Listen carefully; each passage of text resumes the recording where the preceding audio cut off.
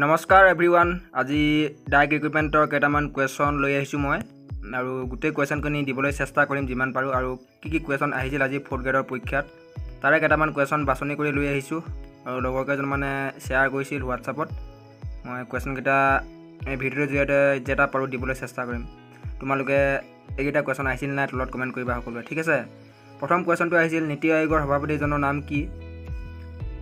Next কুৱেশ্যনটো হৈছে নৰনাৰায়ণ সেতুৱে সংলগ্ন কৰা ঠাই দুখনৰ নাম কি।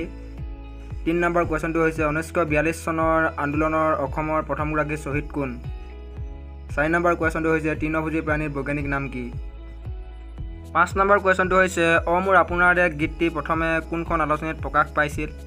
6 নম্বৰ কুৱেশ্যনটো হৈছে অসম বৈভৱ বঁটা প্ৰথমে কোনে পাইছিল। 7 নম্বৰ কুৱেশ্যনটো হৈছে ইবন বটুতা কোন ৰজাৰ দিনত ভাৰতলৈ আহিছিল।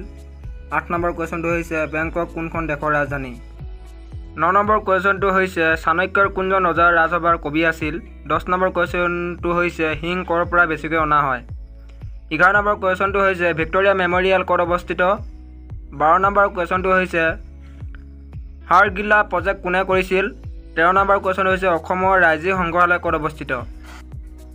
14 নম্বৰ কুৱেশ্যনটো হৈছে অজগৰ বুৰঞ্জী কোনে লিখিছিল। 15 নম্বৰ কুৱেশ্যনটো হৈছে ধপাত দিৱস কেতিয়া পালন কৰা হয়।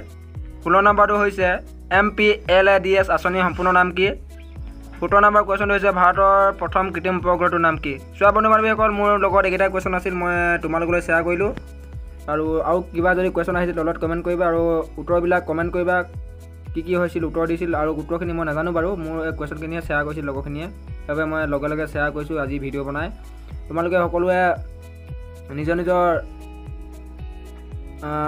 ফালৰ পৰা জনাবাচোন কোনে কিমান নাম্বাৰ কৰিলে আৰু কাৰ এক্সাম বেছি ভাল হৈছে আৰু কাৰ অকণমান বেয়া হ'ল, সেইখিনি তলত কমেণ্ট কৰিবা সকলোৱে। আৰু মই আগন্তুক আৰু যিমানখিনি কুৱেশ্যন আছে সেইখিনি দিবলৈ চেষ্টা কৰিম যিমান পাৰোঁ।